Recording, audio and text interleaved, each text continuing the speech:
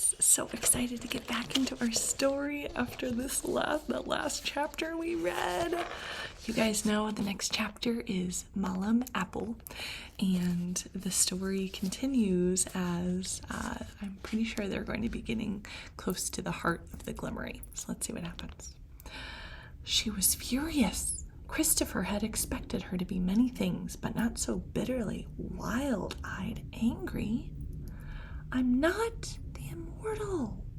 Those boys and you and the Caspassarin are wrong. They sat on the deck by lamplight with Irian and Nighthand and Ratwin, whose faces were wide with astonishment and wonder and something else, something Christopher could not name, something like fear.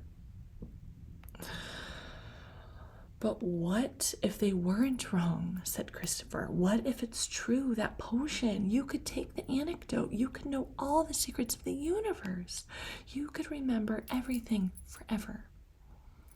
And what if I don't want it to be true? Does that mean you think it is? She was silent. Mal, his voice rose to a shout of awe. Think of what you could. If that man, Marek, decided he didn't want to know, it must have been for a reason. I want to have a normal, proper, real life. One life. Mine. At this point, can you blame her? I mean,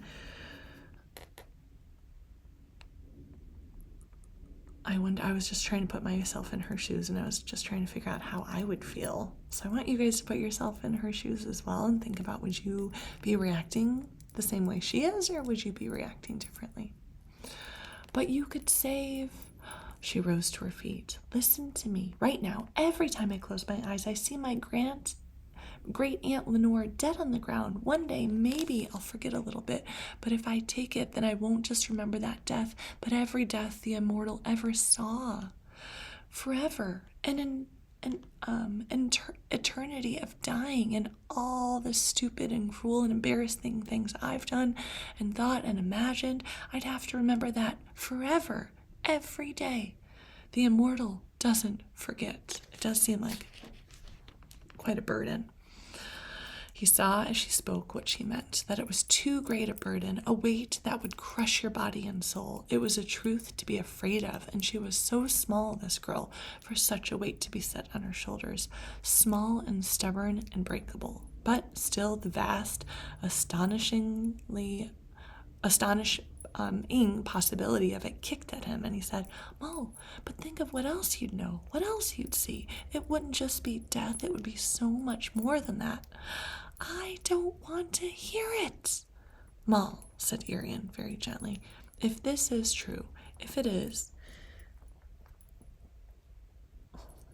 if so sweet, Millie's sitting on my lap right now. I think she's having a puppy dream.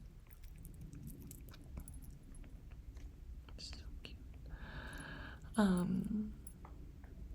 If the Caspassarin and the Palm Reader and your name day seer, if they were right. There was a sudden noise, a stamp, as Nighthand rose to his feet. It is true, he said. The Caspassarin has Glimmery in its metal. It can't break or misguide, and I know it. I feel it. I've felt it from the start. I believe, though I do not know what it is. Remember, it is the Berserker's duty to guard the immortal. So that makes a lot of sense.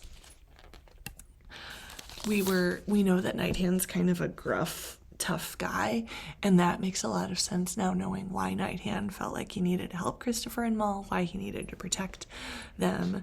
There's like something inside of him that knows that she is the immortal, that it is his life's duty and purpose to protect her. So it's all kind of coming together now. Mal gave a suppressed scream of fury. I don't want you to. I know, he said. I know. He strode abruptly away. But the responsibility is, began Irian.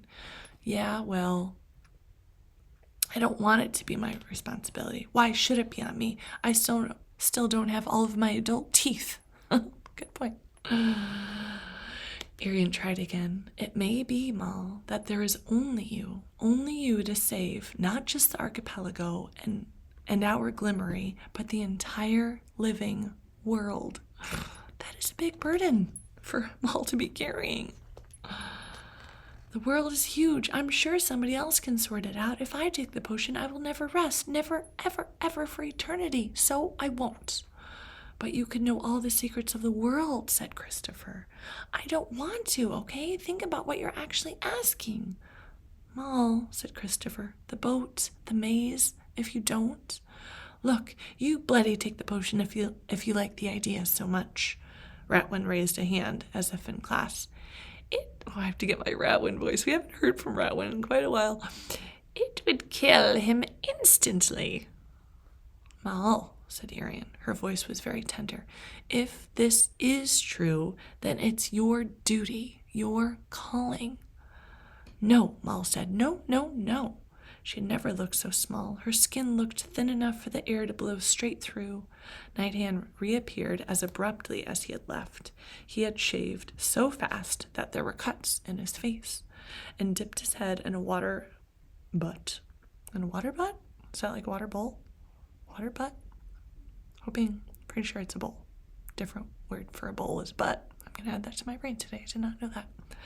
He stalked to the side of the boat and threw his flask of wine over the side. He knelt before Mal. This is a really beautiful image, my friends. Oh, Night Hand, that giant man, is now humbling himself in front of Mal. I'm gonna cry. I kneel before the immortal. So beautiful. Before the eternal human soul, I offer you my knife and my protection until the day of my death. So now I feel like Night Hand is coming into who he truly is. He's a berserker that has had no immortal to protect. So I bet that he's feeling happy to be able to step into his true identity as well. It's really beautiful. Mal was weeping now. I don't want it. I don't want it. And she turned and ran back down into her cabin, down in her bunk. Christopher stared after her. I don't understand. She could know everything. She would be the most important and powerful person in the world, Arian sighed. It's not that easy. She will be thrown out of childhood. She will be even more alone. That's what happens to people who see and know more than others. There are some knowledges which mean exile. Poor thing. It's a great burden to be the immortal. But she'll still be her, said Christopher. She'll still be Mal. Will she? Said Arian.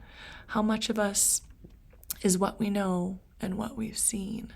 That's really true. So we really are who we are, but we're also what we've seen and what we know as well. It's complicated.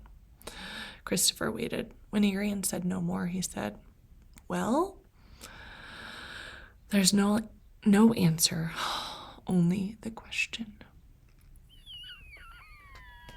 What an exciting book. We're about halfway through. Now we have a lot of answers, but oftentimes in a great book like this, once we get a lot of answers, then we start asking more questions. So my head is bubbling up with more questions. I'm sure yours is too, so I want you to hold on to those, and we'll have to see what happens next. The name of the next chapter, is Leaving. So I'm instantly wondering, probably just like you, who is leaving and where are they going? And I am excited to read this next section with you. I'm so happy that we got to read that chapter together today. I want you to hold on to all of your awesome questions and all of your awesome predictions and connections. And we will read together soon. Love you guys.